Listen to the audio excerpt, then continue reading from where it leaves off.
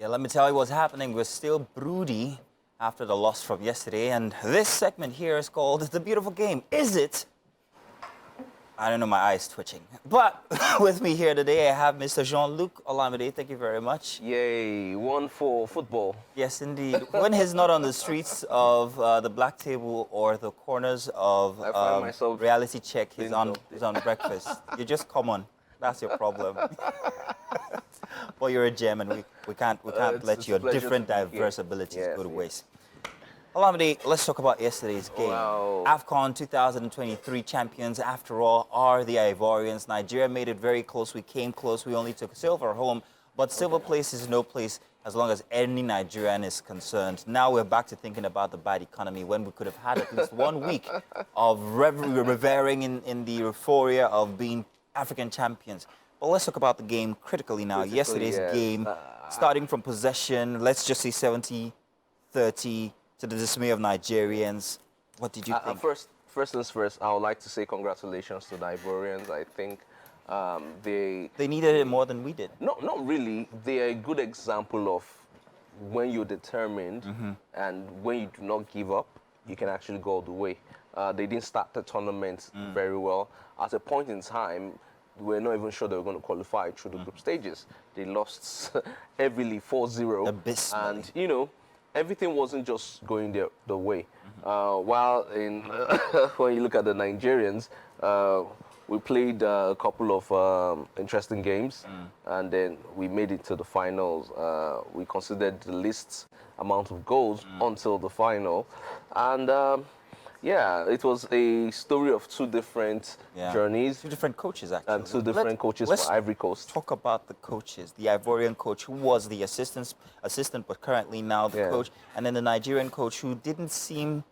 Well, it would seem like as if the cohesion of the players relied mostly on him. And there are many questions that were asked about Aina's play yesterday. Why was he on the field? And why Iwobi had nothing to do. Absolutely nothing yesterday. So yes, let's start from Aino. I think Aino has to be one of the standout players for the national team at the AFCON 2023. He played exceptionally well all through. Yesterday, yes, he might not have been on his A game, but I would not necessarily unpick a player. Alex Iwobi, the same thing.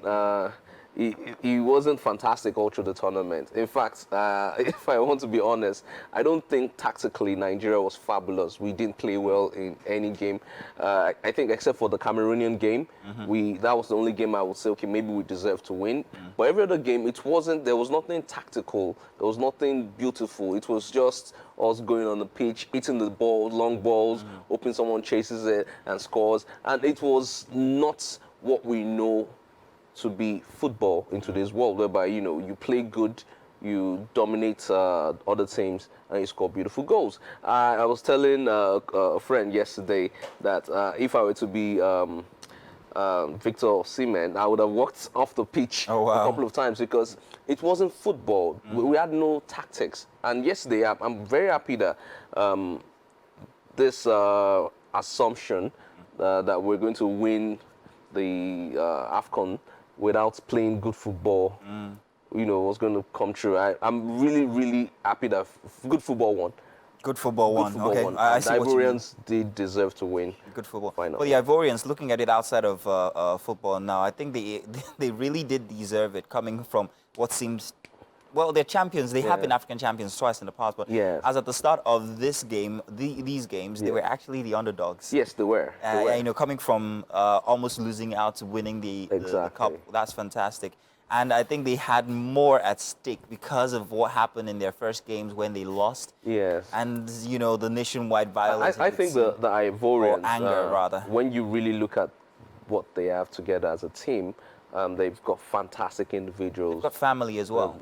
Well, I doubt that the Nigerian team has family, because everybody came in from different clubs across the world and have only just been playing together since only the start of this match. You know what? These games. You know what? Rather. I think we do need to give the Nigerian national team some sort of respect because tactically, that wasn't really a team.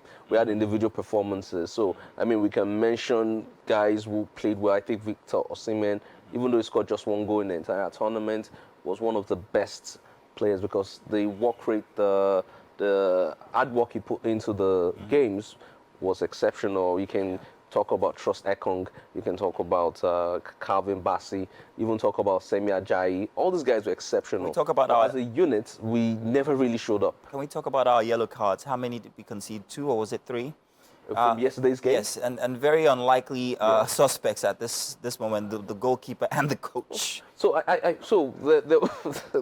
Which weird. It's funny. It's funny because I think at that point in time the guys got carried away. Yeah. We're one goal up, and if there's something that I've learned in football is that when you go to an away side, do not poke the bear. Don't poke the bear. Because I feel that after those incidents, they spawned on the Ivorians even more. Exactly. And, they were really more determined to go all the way and ensure that they win the game. I'd actually hoped that at a point in time we would have equalized, but we still didn't play well enough to When did you expect a substitution? At what point in the game did you expect a substitution? No, looking at the bench, I didn't see who was going to come on and make a difference.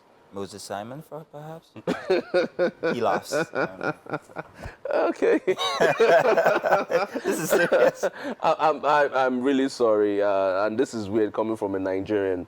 I didn't think we were going to even get to the final. Oh, wow. Yes, I'm saying it. I didn't think we were going to get to the finals because, I repeat, we did not play very well. So, but kudos, we were able to push it through. We showed that sometimes bad football can get you somewhere. All you need is what they call it, gra football in local parlance. But hey, Olamide, it's great having you here. Yes, Talk about this is going to get me into trouble. So I was just about to advise that when you walk out, please watch out for any projectiles because the Nigerians might be after you as well. But hey, it's true. It's just simply a fact. Good football won. Congratulations to the Ivorians. We'll meet again in another tournament. That's it for the beautiful game for this morning. Thank you very much for joining us. Do stay tuned. We've got one more hour for Wake Up Nigeria coming your way.